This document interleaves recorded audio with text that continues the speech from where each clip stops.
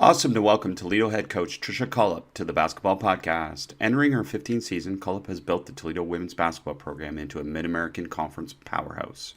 Toledo has hung 9 postseason banners in Cullop's time patrolling the sidelines, including a 2011 postseason WNIT championship, 1 MAC championship, 3 MAC regular season, and 4 MAC West Division banners. Under Cullop's guidance, Toledo has amassed an impressive 296 and 158 overall record and 161.85 conference mark. Her 296 wins are the most in program history. UT is also averaging a MAC best 20.5 wins over the last 13 seasons. Cullop has a 419-268 record in her 22-year coaching career and served as president of the Women's Basketball Coaches Association, WBCA, during the 2019-20 and 2020-21 membership years. Tricia, welcome to the podcast. Thanks for having me. Wonderful to talk to you. So many things we can talk about. I just want to start with adding some value, which I thought you did an amazing job on Twitter, to the conversation around Lynn Roberts saying that she doesn't go into the post-game locker room. And some of the things that you added to that conversation give us even more direction about what you do. So could you take us through that? Yeah, sure. It's one of the best coaching lessons I've learned. I was a head coach at Evansville, and we were playing at Colorado State. And we had just beaten, ironically, Toledo, and moved into the second round game to play Colorado State. And, before the game, I had tried to squeeze in this new little play I wanted to run. And at one end, I was teaching it. The other end, my staff was teaching it. And I noticed during the game, it just didn't look the way that we had worked on the day before. And so in post game, I wasn't very happy with my team. I was really frustrated and, probably took out a little frustration in the locker room. And when I came back out, Tom Collin, who was the head coach back then of Colorado State, pulled me aside and he said, why do you still go in the locker room after games? And I was like, because I've always done that. I've been conditioned to do that my whole life. And he said, let me tell you something. That is something that I wish I would have stopped doing earlier. And, the reason why I had retrospect about that was after the locker room incident, I had 2 seniors come up to me and say, hey, coach, we weren't running that correctly because when you were at one end, the staff was running it differently at the other end. And, here I was frustrated and no one told me that. And boy, did I feel terrible, right? Because, their frustration was well understood in me as well. And so what Tom shared with me, and I think is very true, if you don't go in the locker room, you take away the emotional intensity after a game of frustration, just like I did. Sometimes you may be upset with someone and realize later that, maybe it wasn't even their fault. Maybe there's a chain reaction in the game. You saw something and in real time, it wasn't the true meaning of what really happened. And so by waiting till the next day and watching film, you get a clear vision. You can go in and properly address it because, man, once you say something, the kids don't forget. And that goes for praising them too. Let's say someone had a 30-point game, but you go back and watch it and, man, they gave up 40. Did they really play that well? So what I like to do is this. After the game, we meet at the center court. I tell them a couple things like, gosh, next game, we're going to have to rebound a little better. But listen, let's meet about it tomorrow. You go in the stands and thank people for coming. Our fans absolutely love meeting our players. We go straight to media. So our media people love us because they don't have to wait for half an hour, 45 minutes to get their stories. So we go right into media. The kids go right to media. I go straight to my radio show. There's an in-house radio event that's going on. So I do that while they're in media. They leave, go see their families. I come back down to media and it's all knocked out in a short amount of time. What my staff loves about it is they can get home and start working on their next scout. They can get my film ready so that when I come back into the office, I've got my laptop. I can get right into evaluating the game and getting a true sense of what really happened. What my players know about me is that I always tell them it's never as good as it seems. It's never as bad as it seems. So if we've won or lost a game, there's always room for improvement. And we always watch a highlight and a low light the next day that I've created that night while my staff is working on the next scout. And then after I get that done, I'll start working on the scout as well. But it's just a clear way of clearing your mind. I really can't put my laptop to bed and go to bed until I've made sense of the game.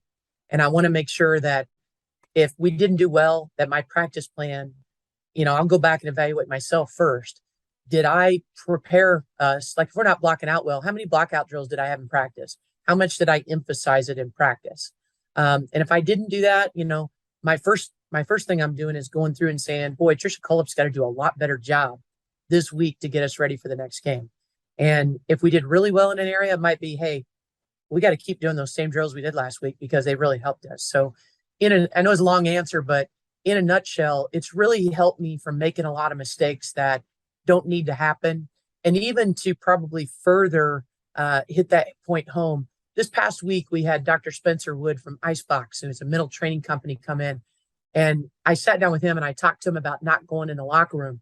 And he said, that's actually really smart because when people are exhausted, they don't learn. And so when a player is exhausted, and even coaches, you're exhausted after that game, mentally and physically, that's the last time you need to be introducing new ideas about things you need to fix. Everyone needs to relax, clear their mind, get a good night rest. And that morning and that next practice is actually the best time to address all those thoughts and ideas. Well, I love that. And this is the place for the long answers, Coach. That's why we're here. So that's tremendous. And just adding a little bit, I'd love to hear your thoughts, because I think a lot of the blowback was from youth coaches saying that, oh, you can't just leave them because you're not going to see them the next day, different things like that. But one of the connections that you made for me was how much parents value this, right? Oh, That yeah. opportunity to see the kids right away. Yeah, especially in college, right? Because your parents may be a flight away. They may be 3 or 4 hours away. And so when our kids get finished, I laughed because we had 2 transfers last year that came into our program. And they said that the first time we did this, I must not have properly explained it, that they went to the locker room and were shocked that their teammates were changing and getting ready to leave. And they were like, what are you guys doing? Coach is coming in. And then they're like, no, she's not. She's going to see us tomorrow. I think it takes that pressure off. It's just like, relax, go see your family, maybe even have a chance to go to dinner with them before they leave town. And then, everybody's happier. It's just a much better situation.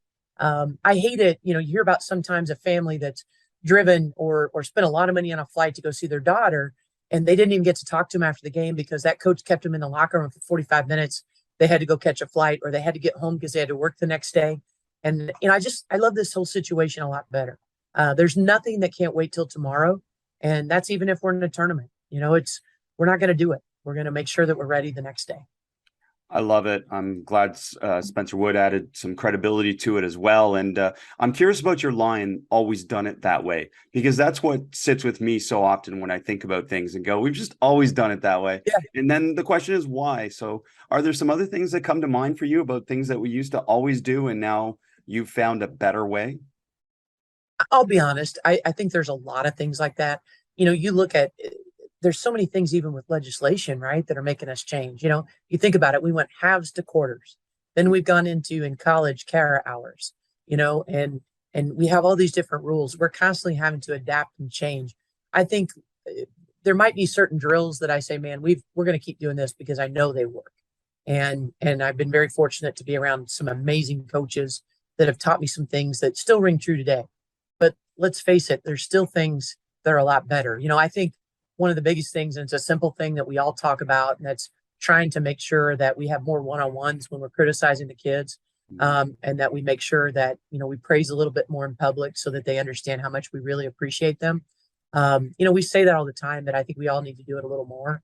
And I think for me, one thing I always remind myself is just to praise even your best players more and to build their confidence more, because you don't realize sometimes that even your best players really struggle with their confidence. And that was one reason why we just brought Dr. Spencer Wood up, because my captains came to me and said, hey, if you were going to bring in a speaker this year, that would be the thing. Not because we don't have it. It's just that we've found in our collegiate careers that might be the thing that's kind of up and down a little bit. And it surprises you because it might be some of your best players. So with that, what were some of the learnings in terms of how to better communicate to them, especially, again, this direct honesty that kids seem to value? So were there some insights behind that? Well, I think one thing that I just love is just that bounce back ability.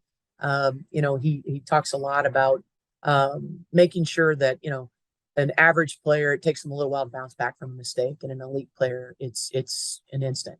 And you think about that, and it's just very true. And, he goes very in depth about these opportunities and really drives the point home. But in a nutshell, that was something that I think we took most out of that experience, was just that, we can't I mean, how many times have you seen a team that's maybe down 20 and they don't let the score bother them? They just keep chipping away, and before you know it, they won the game. It's that mentality of the score doesn't matter, our effort, our attitude does. And no matter what situation we're in, we're going to keep plowing through until the game ends. And that's what the most important thing is. We can look back and be proud of our effort and our attitude as we faced whatever obstacle we faced. I've shared this with coaches recently, but one of the things that I've done with my youth team is the mindset training that you're talking about is actually have games where a team starts down 10. Say it's like 11-1, and it's like, okay, you're not going to win, but how much closer can you get it in a certain amount of time? And that mindset, rather than just always focusing on outcome being winning. Composure is a big piece of this, right? So not letting things get you. It's like that phrase I told you: it's never as good as it seems, it's never as bad as it seems. It's making sure that you keep taking care of the little things, because the little things do amount to big things. And I think for me, as I've gotten older, this is my 30th year in collegiate coaching. I think the thing that I try to remind myself is my demeanor, my attitude. They're going to watch me and how I handle stress and how I react to adversity. And I might have a moment or two, but I've got to snap out of it quickly, because I can't ask my players to do that if I'm not doing that. So you mentioned legislation and your role as past president of the WBCA, which is a tremendous organization, incredible resources out there. And one of the first that I think really captured, us as coaches, our imagination with the different resources you provided. So I want to get into that. But before we do, you mentioned legislation. Curious, this is not a judgment. Curious, why did we go under 1 minute instead of under 2 minutes for advancing the ball? I wasn't a part of that committee, so I can't answer that. But I will say that, probably I'm assuming that we're following the same as the WNBA. Am I correct with that? That's a great question. I might not know that either, but I know FIBA's 2. So I was just curious how they arrived at the 1. Right. I'll be honest, regardless of what it is, I think it's helped the game. It's awesome. It's been amazing. And long I'm surprised, overdue, right? well, and I'm surprised men's basketball hasn't gone to it. I don't get why they haven't. I love the fact that we've gone to quarters and that we've gone to advancing the ball. I think it all goes to helping the game be more interesting to a fan, but it's also gone to being more consistent with what we're doing in many levels, right? So, in the NBA and the WNBA, they advance the ball, they play quarters. In youth basketball, it's quarters. I think as much as we can try to synchronize all these rules, it makes it easier for the fan. And I think that's something that we all have to kind of take into consideration as we promote the sport. As much as we can make it similar, not only does it prepare those athletes who are fortunate enough to keep climbing the levels, but also for the fan aspect of following and understanding the game, I think it makes it a little bit easier as well. It's a great point, and I'm hoping we do that really soon with all the rules. But as past WBCA president, a wonderful term for you, but challenges obviously during COVID and all the different things that rose from that. But what were some of your takeaways from that experience? Well, it was interesting. I had no idea whenever my term came up. I was the vice president under Jen Rosati, who I adore. She's fantastic. I learned a lot from her. And then when I became president, the pandemic hit. And so they jokingly call me the pandemic president. But what was interesting about my term is I learned how to use Zoom quite a bit. We had a lot of meetings to try to keep moving things along. And, I have to compliment it. We had a tremendous board. And I got to know, Corey Close really well, who was at the time was my vice president. And spending time with Jen, with Courtney Banghart, with Corey Close helped make me better. And you can't, when you've got people around you helping guide the decisions, Jackie Carson Smith from Furman. There's just some tremendous people that I think what I took away from this, and I'll finish up being the past president when our Final Four comes back around. But what I took away from it is, number one, our game's in great hands. We got a lot of people that are doing some things behind the scenes that we don't always appreciate, and a lot of different committees like the Rules Committee, but also that we still have a lot of work to do. I think what came to light during the pandemic, and it was kind of an appropriate time, right? Because we were looking at social media a lot, was all the gender inequities. And the positive that's come of that is that we're now at 68 teams. The tournament gifts have improved. Now the branding has improved. Now the app that the NCAA uses now includes women's basketball, which it didn't before. There are still some things, though, that are still left, and that is units of money that need to go back to the winners of the women's games that aren't happening. Right now, if you win a national championship as a women's coach, you get a pat on the back, where millions of dollars follow that men's head coach back. And the value on that campus, you can only imagine the difference. And great to have hardware in a ring, but when you're bringing lots of money back too, you're a little bit more valued. So I think it's important that we move in that direction. I think the other thing is that obviously postseason play, the NIT has always been something that the NCAA has supported on the men's side. And in the future, we're going to start to see something change with that as on the women's side. The universities have always had to pay for that on the women's side, and on the men's side, the costs are covered. So, once again, there's a lot of things that were uncovered during that time frame that are only making our game better because now we're able to address them. And even though it was a difficult time to kind of go through all of that and to see it and to understand that after all these years, and here we're in the 50th year of Title IX, that we're still trying to peel back the onion and fix things. But I'm glad that we did, and I'm glad that things are moving in the right direction. And even though we have work to do, I'm proud of what we've been able to accomplish to this point. And I think even now, Corey Close, what a great job she's done as our president. So proud of her, and just excited to see where we're going to head in the next few years. Well, thank you for your service of the game, and I know it'll continue. And back to your Toledo program, obviously incredible success, incredible consistency of success. And you shared one of the phrases with me that's a part of your program, and I want you to just build on that, and that's build by culture. Can you talk to us about that? Yeah, through the years, probably even I was a head coach by 29, and I didn't have any gray hair until I got through that first year, and then I had a lot. But I will say that learning how to choose who's in your program, part of that is building your culture. I think the hardest thing you do as a head coach is you hire. You've got to hire a great staff. They make your job so much easier. And, it's funny, I was talking to the new Southern Illinois coach as she was putting her staff together this summer. And I just said, how's it going? And she said something that was music to my ears. And that was, I'm going to take my time with these hires because I know how important it is. I wish when I was 29, somebody would have said that to me. Because I think it is. That's the most important thing you do as a head coach. So that's where the foundation of your culture is built, is not necessarily hiring great basketball people. Yes, you need that, but great character people. And so I'm really pleased to say I've got the best staff I've ever had right now. Tremendous people and people that I feel like if I've got to leave to go recruiting, or if I miss a day for some reason, I don't worry at all. They're going to be just fine. Because they know how this program runs, and it's to the point with their help that it can almost run itself. But I think in after you choose your coaching staff, how you choose every player matters too. When we go look at people, we kind of look at three things. So they're all A's. One is, academically, can they be successful here? And do we have the majors that are appropriate for that particular student athlete, what they want to major in? The second one is athletically, can they help us? And when I say that, I mean, can they help us win our league, and can they help us get to postseason? And do we need their position? So, you may say, well, they're really good, but if we've got 3 point guards, we don't need another one. So now we've got to make sure that not only are they a great player, but are they somebody that can help us win at a high level? And that's probably the thing you notice the most when you go out recruiting is, wow, there's this amazing athlete. But the third thing is what helps us kind of narrow it down even more, and that's attitude. We're top 30 in the country in attendance, and I want people that when they go out in this community, people will recognize them.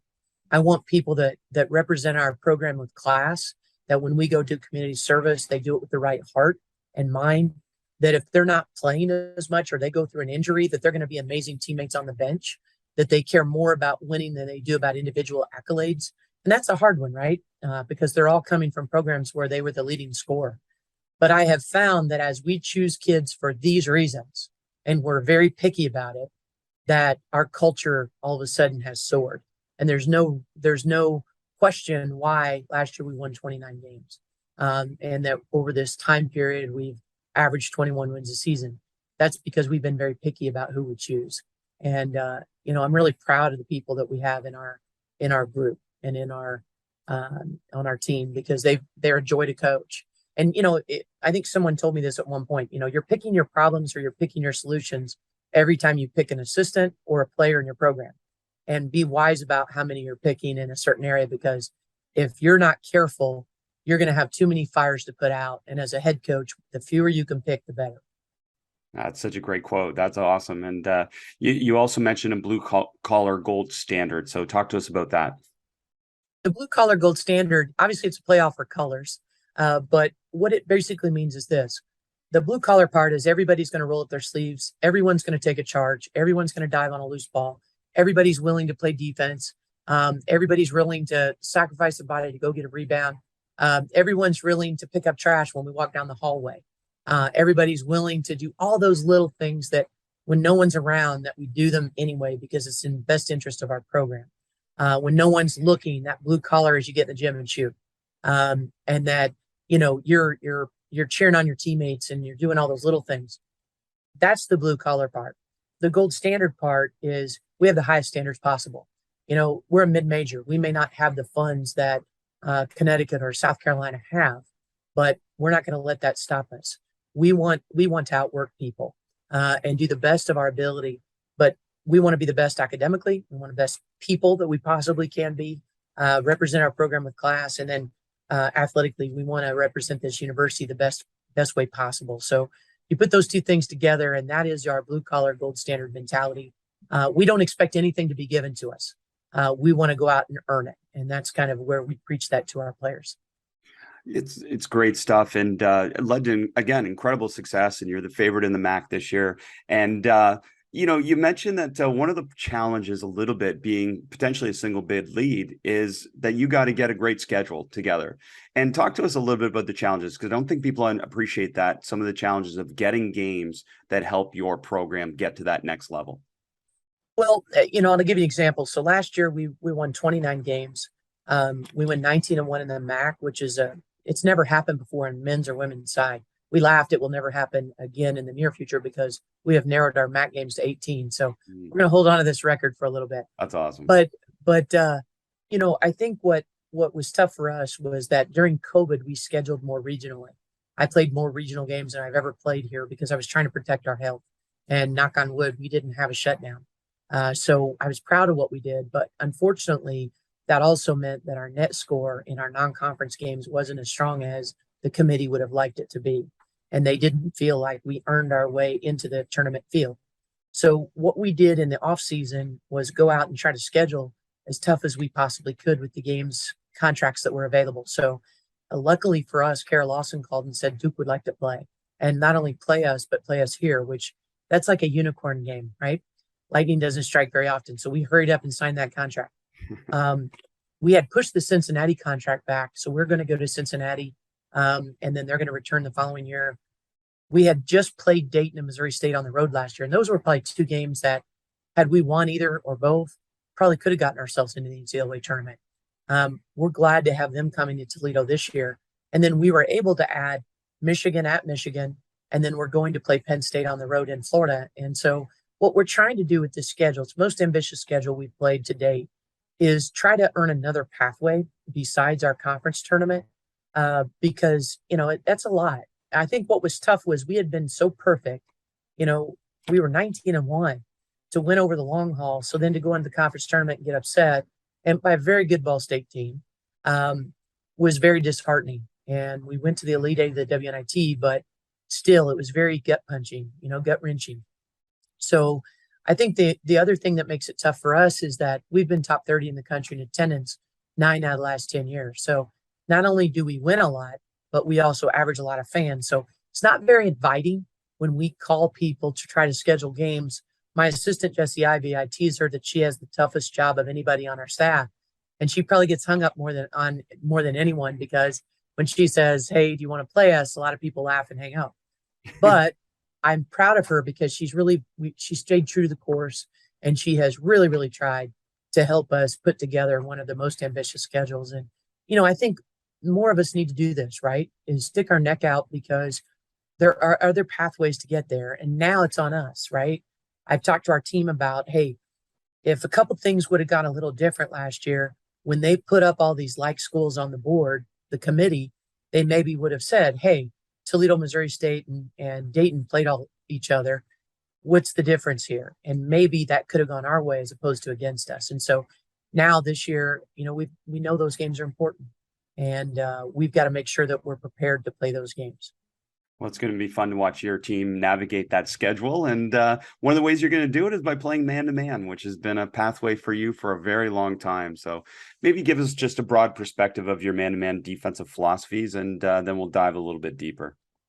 Well, one thing that we really truly believe is that if you can stop someone from doing what they like to do, if you can take away their favorite plays, if you can shut down their best player or limit them, you're taking away a little bit of confidence from what they like to do. And so it's really, really important that as we prepare the scout, that we're really saying, okay, what is it? What is the strategy? What is it they really like to do? And can we find some ways, maybe one way and another counter way, to make sure that we're limiting those opportunities for them? And if you can do that, you're halfway down the pathway. The second thing is by really being stingy on the boards.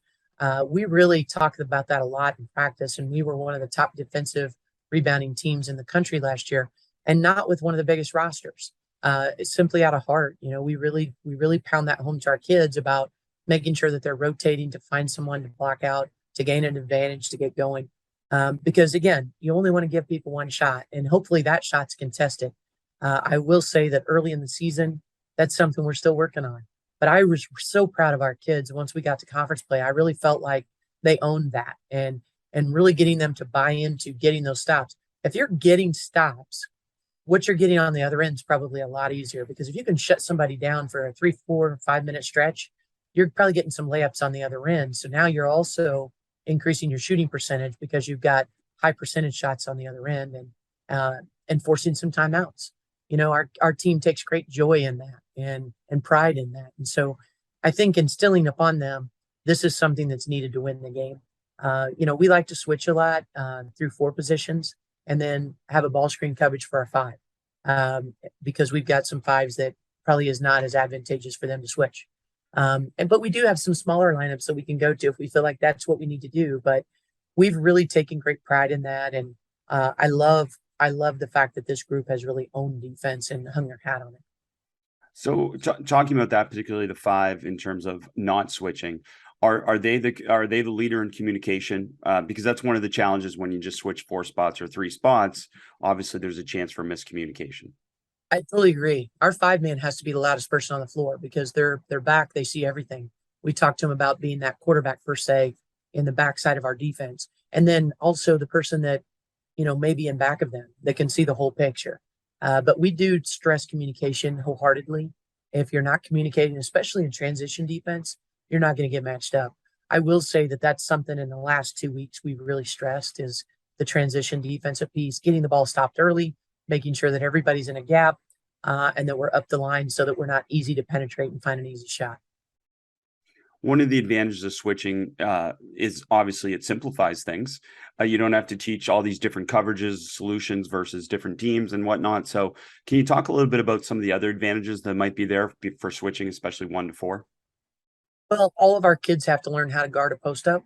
Mm-hmm. And by doing that, I think we've also become better at posting up at every position. And so, we learn how to double if we need it.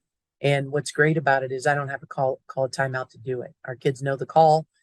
We do work on it. We work on Xing out on the backside of that. It's something we don't have to do if we don't have a mismatch. But I love the fact that they learn how to play the game and have a pretty good IQ at doing so. I think learning how to scramble out of that is what you have to spend some time on, because kids have a tendency when they're young and when they've just gotten into our program to stand a little bit. And we've got to make sure. The other thing is, when you're doubling, the best is you can't let it come out the weak side. If you can keep that ball on the strong side when you double, I think it makes all of your rotations a lot easier. If it's coming on the weak side, you've got a longer way to run. As my college coach used to say, you're in constant closeout, which is never a good position to be in. And so, I think the advantageous side to that is you're hard to penetrate if you're in the gaps.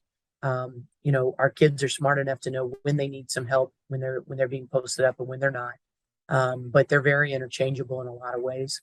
And it's difficult unless you're bringing the 5 up to screen to really find openings against us. It's hard to find a 3-point shot. unless you've got a 5-man that can really shoot it. And we work hard on covering that as well. So you switch, they try and attack that matchup in the post. What's the first thing that defender's doing? Are they trying to 3-quarter front, or are we letting it in and then doubling to try and force pressure? We like to 3-quarter deny, unless they're 10 to 15 feet off of the lane line. But, if our post player needs help, a lot of times we try to play our 5-man straight up so that we don't give up an easy kick on the other side and we can stay matched up for rebounding purposes. But if we do feel like we have a mismatch, we'll double that. And that's where we really have to work on what are we doing on the weak side to get the rebound if the shot does go up, and making sure that I think the biggest thing is you don't want to let that player turn that's in the double. If they can turn and see, or they can split the double, then you're in a bad place. So we spend a lot of time working on those situations so that we try not to let the ball reverse. And we try not to let them step through our double. And where are you bringing the double from primarily? Where's the goal for the double? Is it coming from the base? Sometimes weak side, Okay. and then sometimes strong side. In our last scrimmage, we actually worked on strong side. So I think you've got to have different things because you don't know what a team is good at really until you play them. So I think you've got to have multiple ways to be able to do it and scramble out. I think the biggest thing is getting your kids to communicate and be ready to move instead of stand. I think any kind of scramble drill where you can work on 4-on-5, 3-on-4, and they've got to keep moving and talking is a really good thing. We spent some time on that today. Curious, are you doubling from a set location then, or is it a set person that's the doubler?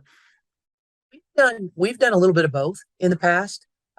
We've done big on big where it's a post player that comes in and doubles. Or if they've got a player who's a non-shooter that we feel like we can double off of and we're okay to not leave a shooter open.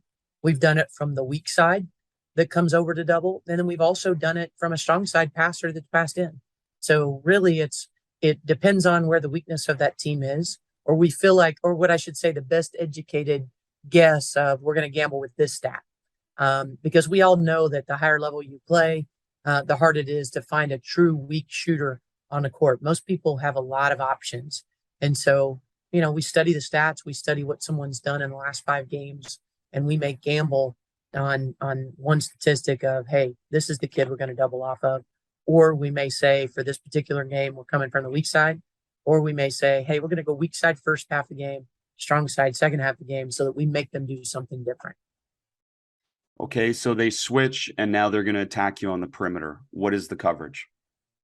Well, if we're switching, we're hoping we're not letting them get around us. Mm-hmm. I think that's the most important thing. So if you're receiving the ball, you're trying to force it back from where it came and not get beat. Yeah. We force baseline. Some people force middle. We force baseline. But honestly, we try to keep our man in front of us. We're not so far up the line. I know we played, for instance, Middle Tennessee State in the WNIT, and they really get up almost like an ice without the post player there when you catch the ball in the wing, and they really don't want you to reverse it. And we've played some different teams like that. Houston Baptist kind of did the same thing to us. But we're not that far up. We're really trying to keep our man in front of us. But if they do drive, we really don't want it to be middle. And if they're isolating you on top versus a switch or in a matchup, you're trusting that player to defend that one-on-one matchup because that's what you're doing 1-4, right? So you must practice that a lot. And we talk about who's the helper, and we really try to work on communicating with the person that's a helper, stating it so that they know they're rotating and everybody else talking up, so that everybody knows how that rotation is going to occur. But, I think if you're in the middle of the lane, the biggest key is keep them out of the paint. Your job is to force them 2 or 3 feet to the left or right if they're catching at the top of the key, and not to let them have a direct lane line dive. Those are really hard to recover from. And if you're somebody that is constantly opening your hips and allowing that, I think what we work with our kids on a lot is on fakes, not jumping, and not opening up our hips, but trying to make sure we're still forcing to the outside. Yeah, great stuff. And you mentioned rebounding. I mean, 10th in the country in defensive rebounds per game and 29th in the country in rebound margin. So, and you referenced it. I mean, is it just a case of emphasis within the program, or what are some other things that you're doing to get that good at rebounding? Well, in addition to rebounding drills, I will say this. Anytime we're competing, if we're going against our practice squad, our men's squad, every time they get a rebound, it's a point. So and I let our players have that too, so that we're going to go get offensive rebounds. We're rewarding them or we're penalizing them for giving up offensive rebounds. Our men's coach has a drill that I absolutely love that we've stolen from him. It's called perfect possession. And so you're playing in the half court and the clock starts at 30. And so every time, let's say you're working on a scout that week. For instance, we've got an exhibition against Fair State. So we're running Fair State's offense with our practice squad. Our defense has to get the clock to 0 before the drill's over with. If the clock gets if it's around 15 seconds left on the shot clock, it becomes a sideline out of bounds, and it's a sideline out of bounds that they run. If it's 8 seconds or under, it goes underneath out of bounds. And so now we're working on their underneath out of bounds. If the guys get a rebound or they score, it goes back to 30 and the drill starts again. So the kids can't get out of this drill. They just keep going and going and going until that clock hits 0. So not only have we worked on guarding Fair State half court, we've worked on their sidelines, we've worked on their out of bounds under, and we've had to finish it. So it's not just do we know it, it's can you get the stop? And at the end of the day, we've prepared for special situations as well, which I love, and getting our kids really hard-nosed about it's not just can you guard the play, but can you actually get the stop? And can you get it over and over again? So I absolutely love that drill. It's a great drill. And the other part of that drill, if people would like to steal it, is if you take a charge, it's -5 on the clock. And if you get a steal, it's -3 on the clock. And so our players love competing in that. But I will tell you, when the guys get an offensive rebound or they get or they sink a last second shot, boy, the kids are like, oh, but it's great for resilience as well. That guess what, guys? Hey, that happens in a game sometimes. So let's prepare for real life situations. If you don't have a practice squad, let's say you're a younger team, it's good to go against the two teams against each other. And you keep track of the points that the other team is getting while this team is trying to get the clock to 0. And then you flip it. And then the winner of the game that has the most points wins. So, that's a way to do it if you don't have a practice guy squad like we do. But what I'll do is I'll try to maximize our practice time. At one end, that team's going against, who we're getting ready to face. And the other team's reviewing all of our plays out of bounds and half court. And then we flip flop to try to maximize, or we're doing shooting drills on the other end. So I just don't like to see a lot of kids standing during practice. So we're always trying to keep them moving and thinking. Yeah, maximize their time on task. And I saw it recently, actually, at a Division I practice, a women's practice, and they did do their team against their team. So it was really fun to watch. And just the competitiveness and the mindset stuff that we talked about at the beginning, it just comes out in that drill, doesn't it? It does. And that's where you reinforce, great players bounce back quickly. And so, hey, this is it. And I love doing that drill about halfway through practice when they're already tired, because let's make it realistic. Let's not do this at the beginning when we're fresh. Let's do it when they're tired, so that the mental toughness aspect really has to come into play. And the other part about that drill is it obviously creates a ton of awareness about special situations and a whole bunch of unique things that are, again, not predictable in advance. So they have to figure it out on the fly. So I'm curious, do you let them coach themselves, or sometimes do your staff coach them, or the different situations that come up within perfect possessions? One thing that we do every day, and I learned this from George Radley a long time ago, is that we have a practice captain every day. So it's not just our captains of the team that have been elected. Everybody on the team rotates through it. So what we do is I'll give them a quote for the day, just to kind of start things off and get them talking. They have to read the quote. They have to explain it.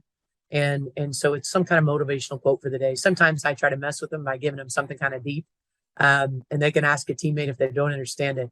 But during practice that day, if things are going really well, I'm complimenting the practice captain. If things aren't going well, instead of me constantly pulling them together, I'm like, hey, practice captain, what's going on? This practice is not going anywhere, fast. You better fix this. So they get timeouts to call to bring everybody together, and they've got to somehow try to fix it. Now, if it's a younger player, I'll walk by that huddle and kind of listen. I laughed because one year I had a kid that just smiled. She didn't know what to say. She brought him together, and then she just looked at him and smiled. I thought, Lord help us. I'm going to have to help her. So after that practice, I took her aside and said, hey, let me give you some key phrases. Here's some things that you need to think about. Listen to what the coaches are saying. Just repeat it when you go into that huddle, or say, hey guys, we're not rebounding. State the obvious. This isn't hard. So what it does is it builds your leaders. It builds their voice. It helps take the pressure off the captains, because after we've been through this cycle a few times, everyone's trying to help. But then what we do at the end of practice that I love is they evaluate each other. So today, Lenasia Brewer was our team captain, and we had a great practice. So when we brought the team together, I said, how did Lo do today? And it was great for her to hear the feedback of the kids. Hey, Lo got us together when we started to struggle, and boy, she helped us bounce back quickly. We heard Lo the whole practice today. She was upbeat. She brought energy.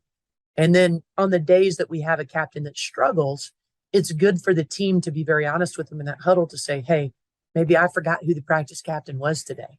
Boy, that's an insult, right? Or, hey, you gotta get to us before the bottom falls out, and to have a pulse of the team. So those things kind of come into play during drills like perfect possession, because if it's not going well, they'll say, hey, coach, timeout. They'll huddle up. And if I don't feel like the point's really getting driven home that needs to, then I'll talk. But I love that it builds the ownership of the team that, hey, this is your team. And what do you want to accomplish here? And are you ready to do that and speak up and maybe not be the popular one on the street today in order to get us where we need to be?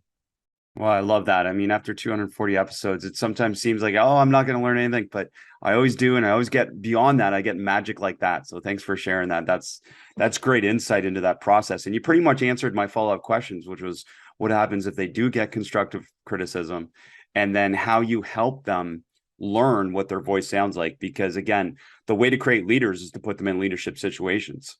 And talking about that, can you also talk a little bit about the value of following? Because that puts other people in following situations, which maybe they wouldn't normally be as well.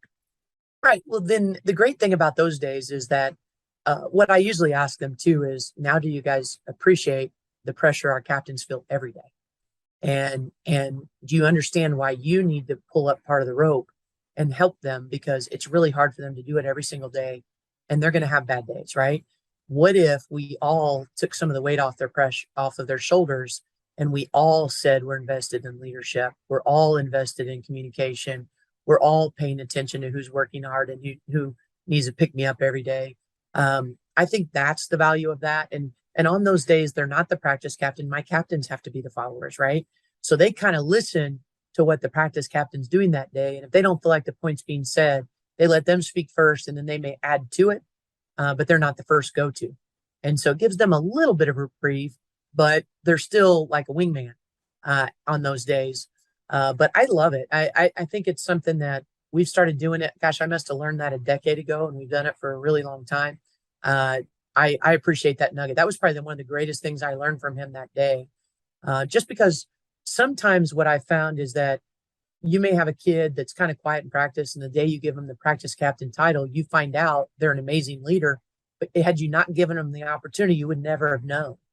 And then there's times that you think, man, this kid's going to do a great job today. And then you realize they don't know what to say. Years ago, our men's coach and I used to bring in a Navy SEALs team to train our team at 6 o'clock in the morning for like 3 or 4 days. And he taught me a great lesson, because he had the kids go out onto Lake Erie in rafts. And he said, Coach, I want you to sit in the middle of one of the boats, and I want you to pick 3 captains that day. So I picked my 3 point guards. And he said, you have to sit in the middle of the boat, and you have to keep notes, but you can't say a word. And he goes, I'm going to put them through an obstacle course, and I want you just to listen to learn what the leadership is on your program. So the first boat I was in was crashing into the rocks. Boy, it was hard. I couldn't say a word. And I thought, man, I thought this kid was going to do a great job. And she failed miserably. She was a young kid in our program that needed to learn. So, I just took notes about what I needed to do to help her. The second kid comes in, and she's a little older. And I thought, man, she's going to do a really good job. What I found is that her tone was pretty negative during the time that she was coaching the kids. So I didn't realize that before, because a lot of times when they're huddling on the court during a game, you're not there. You don't hear what they're saying. And so I wrote that down. Like, I'm going to have to help her change how she says something. And then every time we did the obstacle course, he switched the captain in the boat. So I got a chance to sit in every single boat with the captain, a new captain. The team stayed the same. The captain switched in the boat. All 3 times, one captain won, no matter which boat she was in, which was a great lesson for my team, because that captain was positive.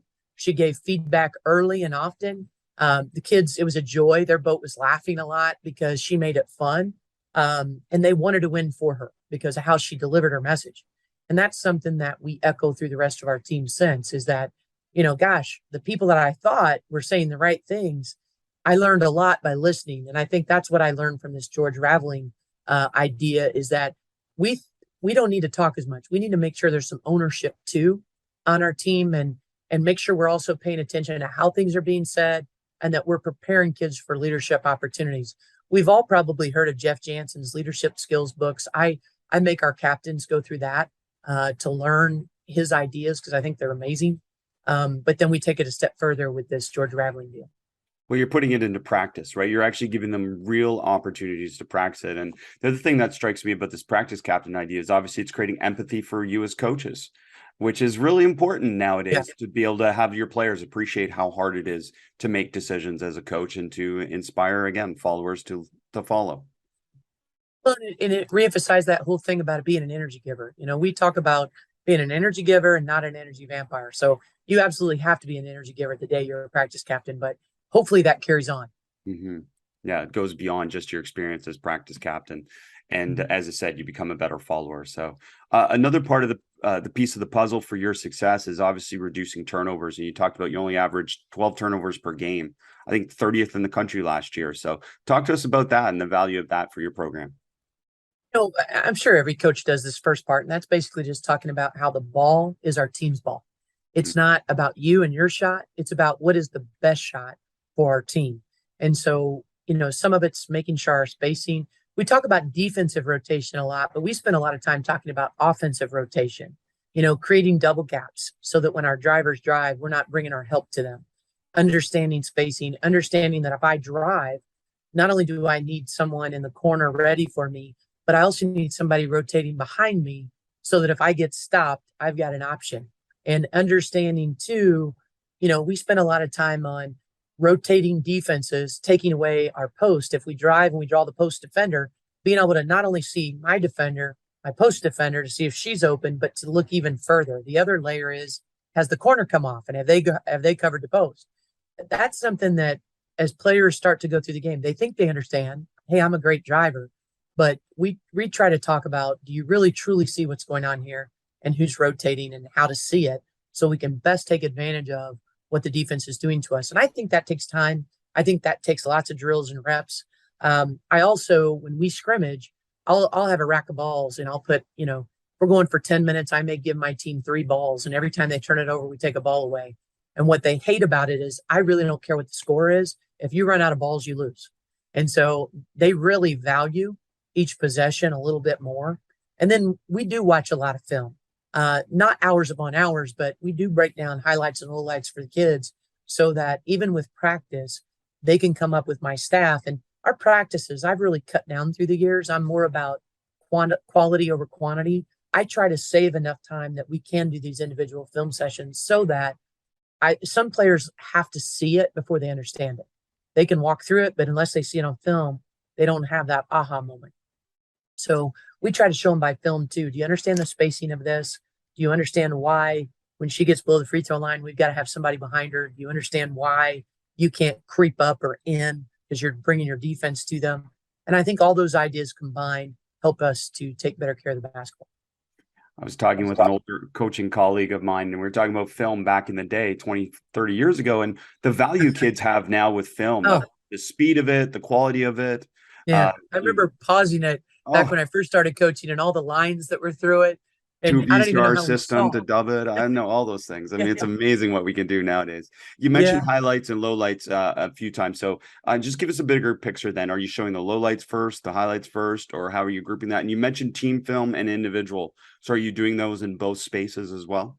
Yeah. So, I try to keep mine to 15, 20 minutes. I may show, but I'll be honest, it's about even. So it may be like 7 minutes of each the day after a game. I think it's fun for them if we've won to celebrate really good moments because we want to reinforce those. And especially hustle things, right? So if there's a loose ball that somebody really put themselves out for or a charge, I might rewind that and put some fun music behind it so the team can all celebrate it and laugh.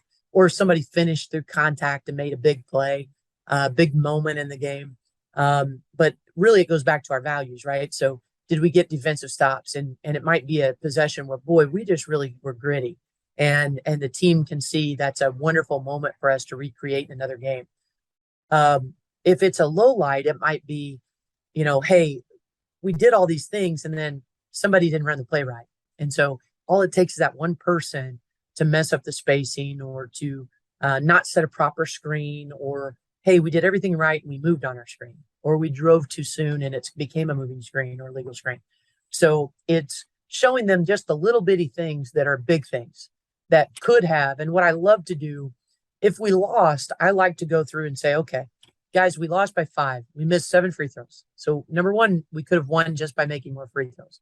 Number 2, maybe we had 3 more turnovers than what we would have liked. And those occurred in transition. So we need to do more transition drills, and we need to take care of the basketball when we're doing them.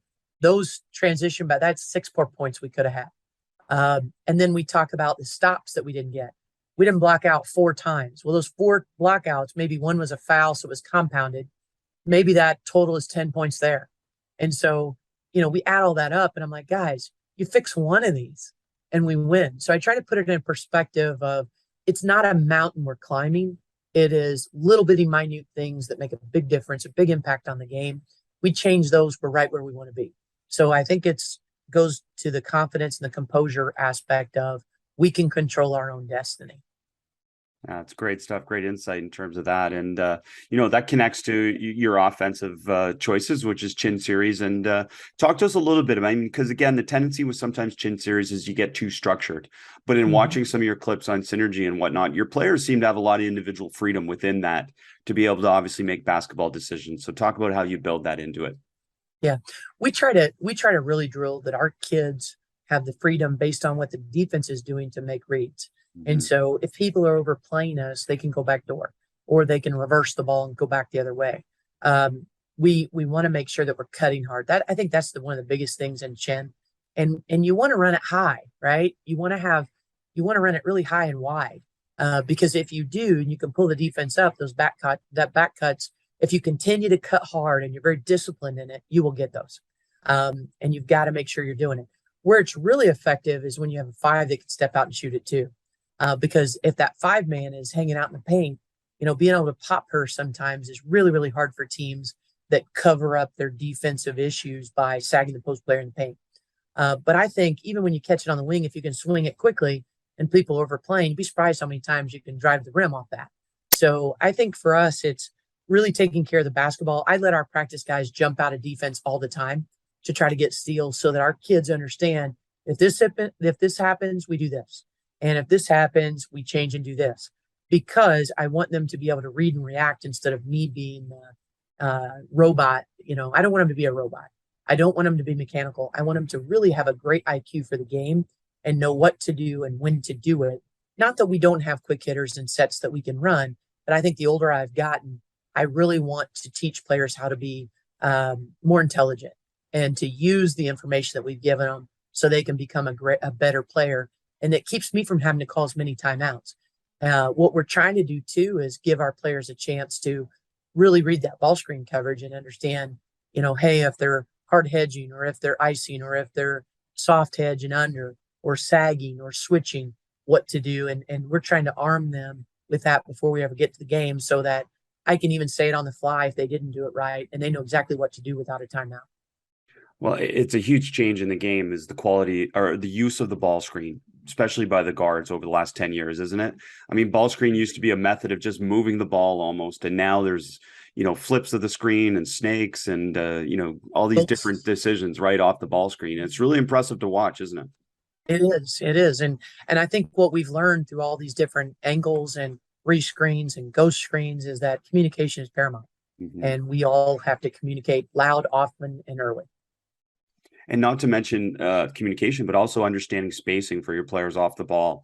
And that's some things that stood out for me. Is obviously you already mentioned the one thing, which is your players driving the score when action is happening, because the help is occupied within the chin series. Somebody just sees that opportunity to be able to drive to score. And that was noticeable. But also, just their ability to be able to space off of ball screen action. You mentioned ghosts or rolls or different things like that, or even cuts off the ball. And that's such a fun part of the game to coach nowadays, isn't it? It really is. And the other thing, and I will compliment these kids to death, they're so unselfish. I think when you can breed that in your team, like, let's find the best shot. I'm not gonna derail a kid if they've taken a shot with a hand on their face, but especially with your younger players, because sometimes they don't realize the game is moving so fast that they think it's a great shot. And you're like, hey, to your left was a wide open shot. But that's why we just keep drilling the film. We keep drilling this situation in practice because we want it to be crystal clear. And the other thing is, one thing we preach in our program is don't call for the ball if you're not open. Don't create noise. We only call for a double if you're the person that got doubled, because we don't want a lot of people screaming it and the post player doesn't know where to throw it. We want the voice to come from the direction it needs to go. And it's important for us to do that because, it's really hard when you hear things from every single direction. I'm glad you brought that up, and I want to talk a little bit deeper about that because I've had this conversation with many coaches about perimeter players, especially calling for the ball. And I've always said, well, it alerts the defense. And then the other part of it is perception precedes communication. So if they don't see it, by the time you say it, it might not be open anyways. I agree. I think, one thing that every year at the beginning of the year, and this is something we're going to continue to work on now, and sometimes you even see it more when you go against, say, a zone, is that you see players start to get a little stagnant and they pass and they watch. We all have a couple players on our team that pass and they watch. Their body language isn't signaling, I'm going to score and you got to pay attention to me. And so we show a lot of film of that. Look at your body language. Would you guard you? And you're hurting us because you're not a scorer right now. And so making sure that as our players move throughout our offenses, that they're a threat and that they are paying attention to what the defense is doing to understand when they're open. We all have had post players and perimeter players that sometimes aren't aware, hey, you're open. So it's recognizing that you're open, verbally saying it, that you need to pass, telling them where you want to pass, and then meeting it so that it doesn't get stolen. All those things I think are kind of a lost art sometimes. But we really do on both sides of the ball. We talk communication a lot. Coach, as expected, just incredible knowledge shared and great nuggets. I cannot thank you enough for sharing the game with us. Thanks so much for having me. It was an honor.